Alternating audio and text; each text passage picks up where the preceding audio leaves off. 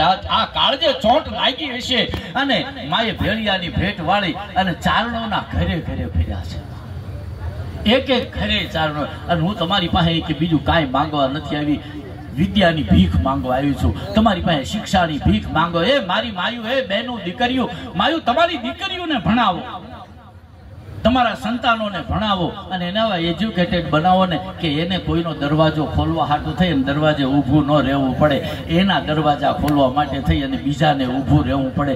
માં મારો ચારણ છે ને હવાયો હોવો જોઈએ. માં જગદંબાની પ્રાર્થના આજ આપણે બહેનોને, આપણી દીકરીઓને આપણે જોઈએ છીએ.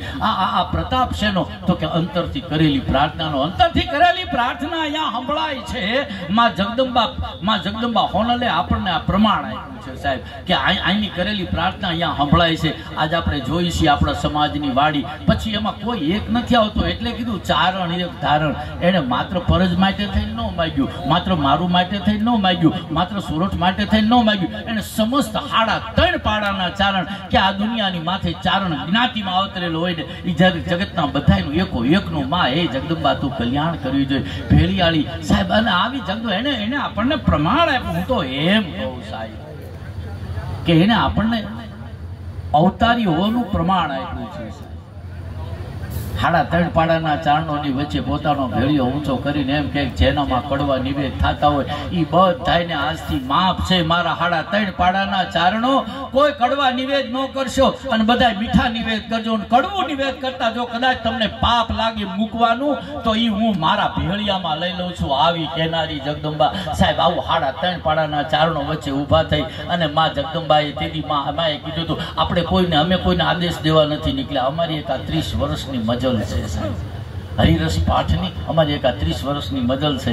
અને હું તો આમને ભીષ્મ પિતા કહું છું અમારા માટે થઈ. હરિરસનો અમારો ભીષ્મ પિતા છે સાહેબ, અમારા માટે થઈ. અને હરિરસ આજે 30 વર્ષથી આ એક ચારણ હરિરસનો ભેખ લઈ અને નીકળેલા છે.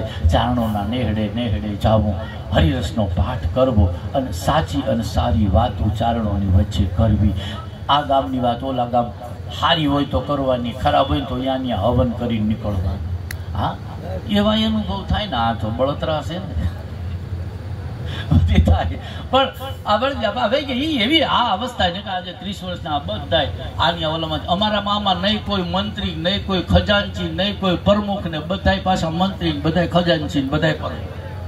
દરેકે પોતાના ઓલાના દરેક પોતાના ઓલાથી આવી રીતે એક સ્વયં શિસ્ત જેને કહી. પણ અમારે અચુબાપુનો બોલ એટલે આદેશ, વાર્તા પૂરી થઈ ગઈ સાહેબ.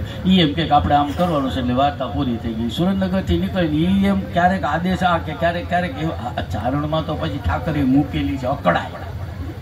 હા અકડાય મૂકેલી છે. ત્યાંથી ઉપડે ને એની ઈચ્છા થાય કે રસ્તામાં ક્યાંય ઊભા નથી રહેવા દેવા. એમ હાલો આંખો બીજી વાત નહીં, વેતી કરો અને વેતી કરવી પડે. પણ વળી પાછા 5-10 કિલોમીટર 20 કિલોમીટર જાય તો વળી એને દયા જો મજા આ છે.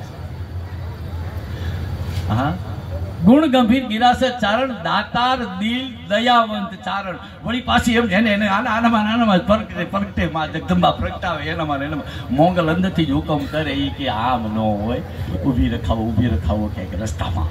આ મજા શું કે સાહેબ. પણ અમારા બધા આટલા બધા બેઠા છે ને કદાચ એમનાથી મોટી ઉંમરના કોઈક અમારી યારે બેઠા હોય તો હરિરસનો પ્રતાપ જ એવો છે કે એ બોલે ને એટલે એમનાથી મોટી ઉંમરના બેઠા હોય ને એ એમ કે ગચ્છદાને ના પાડી ન બોલાય. આ તાકાત જો કે તો રામ જપંતા હે રુદા કહે કેતા ગુણ હોય ઠાકર માને જગ નમે અને પ્રસન્ન ન ગંજે કોઈ. રામ જપંતા હે રુદા કહે કેતા ગુણ હોય.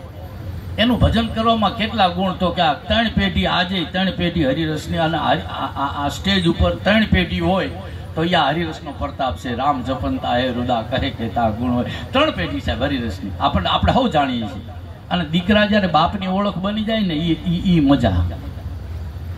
હરિના નામની તાકાત શું, ઈશ્વરના નામની તાકાત શું, ભજનની શક્તિ શું તો કે દીકરો છે ને બાપની ઓળખ બની જાય. આપણે નીચેની પેઢીમાં આવેલા જાય એટલે આદિત્ય છે ને, આદિત્ય અત્યારે બજારમાં બેઠો હોય ને અને યોગેશભાઈ પડખે બેઠા હોય ને તો યોગેશભાઈ ઓછા ઓળખી. એની પડખે બેઠા ને આદિત્યના પપ્પા છે.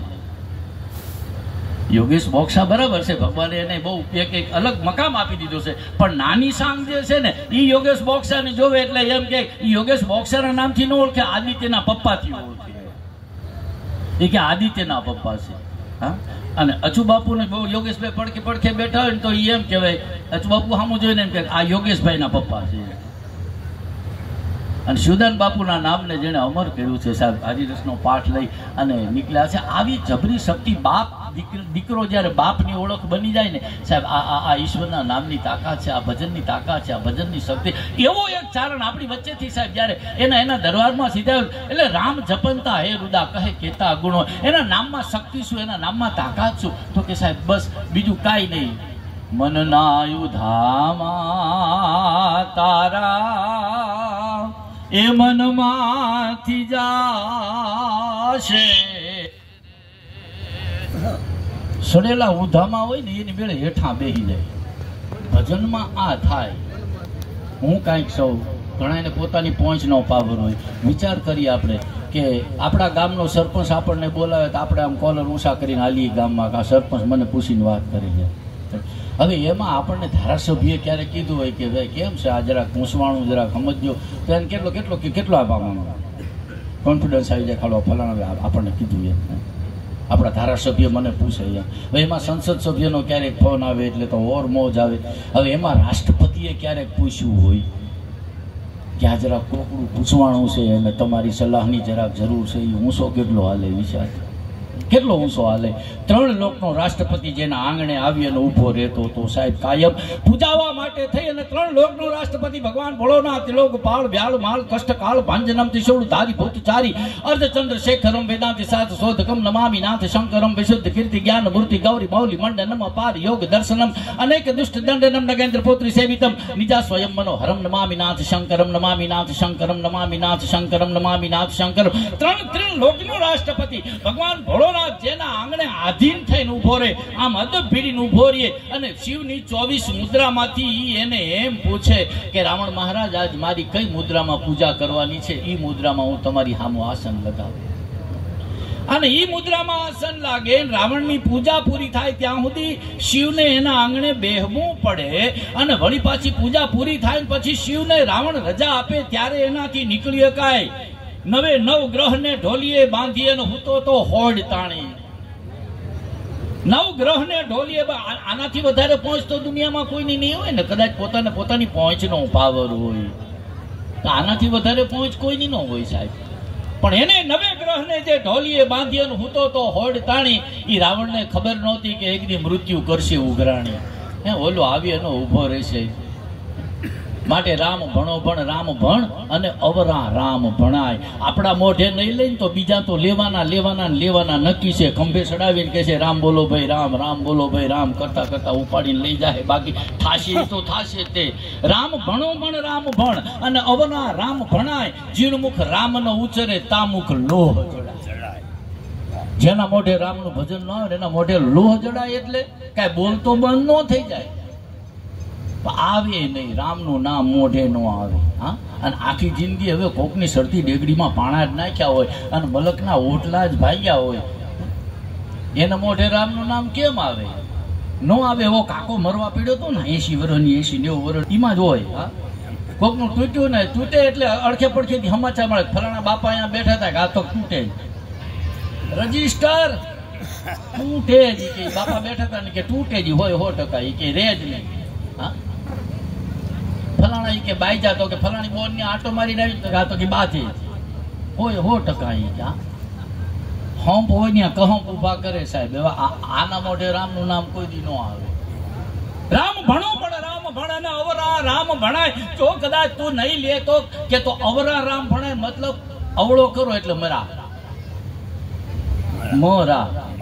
અવરા રામ ભણાય. સીધી રીતે નહીં લઈ તો અવળી રીતે મરા. ઈ થવાનું છે, એ નિશ્ચિત છે. અવરા રામ ભણાય. અને મર્યા પછી ખંભે ઉપાડીને હાયલા જશે ને તેથી કહે છે રામ ભણો, રામ બોલો ભાઈ રામ, રામ બોલો ભાઈ રામ બોલ, કરતા કરતા હાયલા જા. પણ જીણમુખ રામનો ઉચ્ચરે તામુખ લોહ જડાય.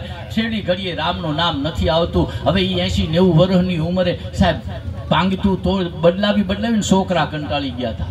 હા, પાતર બદલાવી છોકરા કંટાળી ગયા, એટલી પાંગતું તોડી નાખી, પગ ઘહી. હા, જાતા નહોતો સાહેબ, પ્રાણ નીકળતો નહોતો.